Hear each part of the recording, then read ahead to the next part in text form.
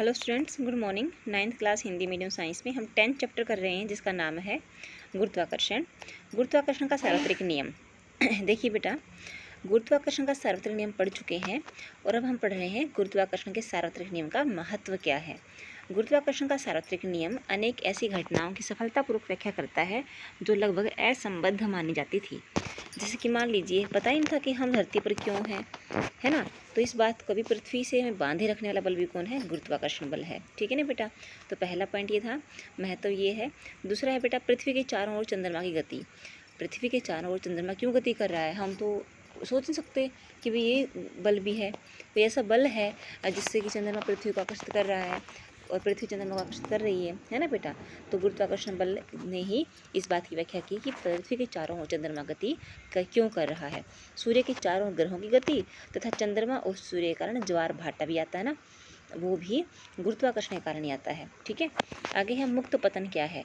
मुक्त पतन का अर्थ जानने के लिए आइए एक क्रियाकलाप करते हैं। ठीक है, क्रियाकलाप 10.2 में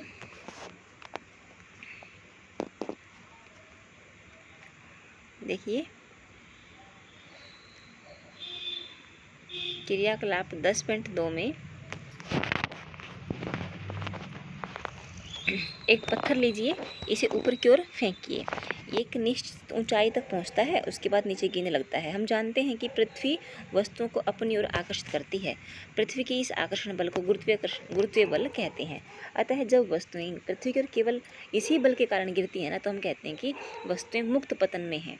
ठीक है बेटा, यानी कि फ्री फॉल में है। क्या गिरती वस्तुओं के वेग में कोई परिवर्तन होता है? गिरते समय वस्तुएं गति की दिशा में कोई परिवर्तन नहीं होता। ठीक है बेटा, गति की दिशा में परिवर्तन नहीं होता, नीचे की ओर आती सीधी वो। लेकिन पृथ्वी के आकर्षण के कारण वेग के परिमाण में परिवर्तन होता है। वेग में कोई भी परिवर्तन त्वरण को उत्पन्न करता है।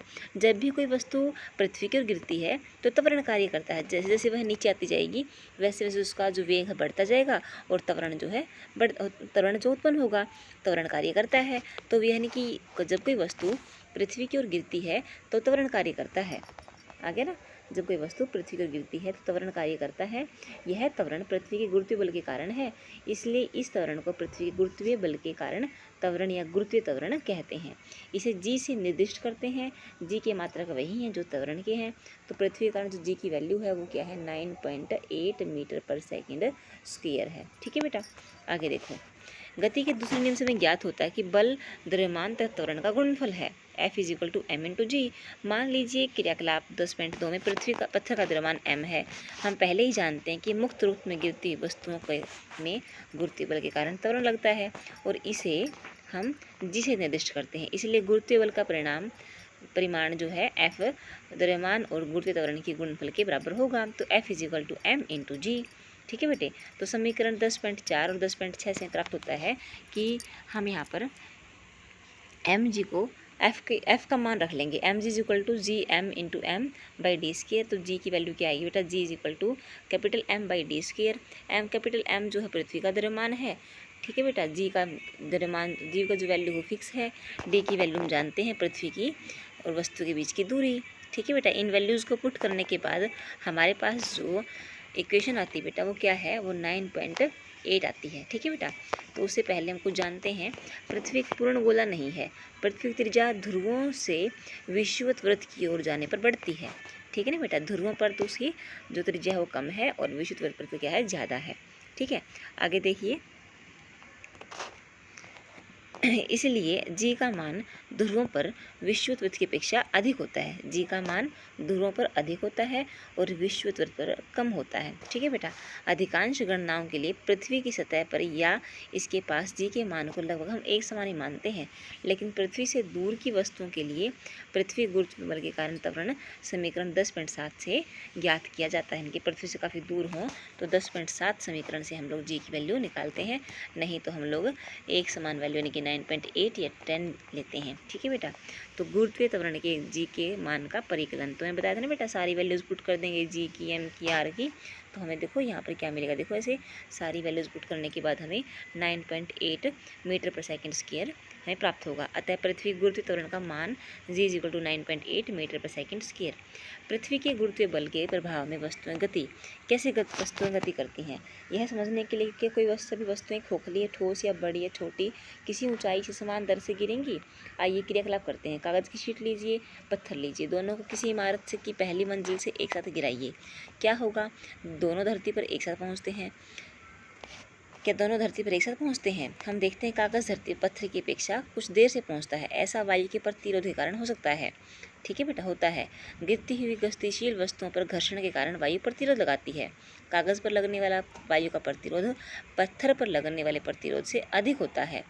ठीक है। इस प्रयोग को यदि हम कांच के जार में करें जिसमें से हवा निकाल दी गई हो तो कागज़ और पत्थर एक ही दर से नीचे गिरेंगे। ठीक है बेटा। अब घर्षण बल तो पत्थर भी लग रहा है, लेकिन उसका वजन अधिक होने के कारण बेटा जो है वह घर्षण पर काबू पा लेता है, घर्षण को सप्रेस कर देता है, दबा देता है। ठीक है बेटा। तो पत्थर पर घर्षण ज़्यादा लगता है। हम जानते हैं कि मुक्त पतन में वस्तुएं त्वरण का अनुभव करती हैं। समीकरण 10.9 में वस्तु द्वारा अनुभव किया जाने वाला यह त्वरण इसके द्रव्यमान पर निर्भर नहीं करता। वस्तु द्वारा अनुभव किए जाने वाला यह बल यह त्वरण इसके द्रव्यमान पर निर्भर नहीं करता। इसका अर्थ हुआ कि वस्तुएं खोखली, ठोस, छोटी, बड़ी एक ही दर से नीचे गिरनी चाहिए। एक कहानी के अनुसार इस विचार की पुष्टि के लिए गैलीलियो ने इटली में पीसा की झुकी हुई मीनार से विभिन्न वस्तुओं को गिराया। क्योंकि पृथ्वी के निकट जी का मान स्थिर है, अतः एक समान त्वरित गति के सभी समीकरण त्वरण ए के स्थान पर जी रखने पर भी मान्य होंगे। इस देखिए अनुभाग 8.5 में ऐसा था बेटा, ए और जी की वैल्यू हम रख सकते हैं। जैसे मान लो v = u + at, यहाँ पर हम क्या कर सकते हैं v = u + gt, s = ut + half at square. हम यहाँ पर क्या कर सकते हैं gt square, v square = u = as, यहाँ पर 2gs कर सकते हैं। ठीक है बेटा। तो इन समीकरणों का उपयोग करते समय यदि त्वरण ए वेग की दिशा में अर्थात गति की दिशा में लग रहा हो तो इसे हम धनात्मक लेंगे, विपरीत दिशा में लग रहा है तो बेटा इसको ऋणात्मक लेंगे। ठीक है। इनसे रिलेटेड जो क्वेश्चन हैं ये आपने पढ़ने हैं और करके देखने हैं।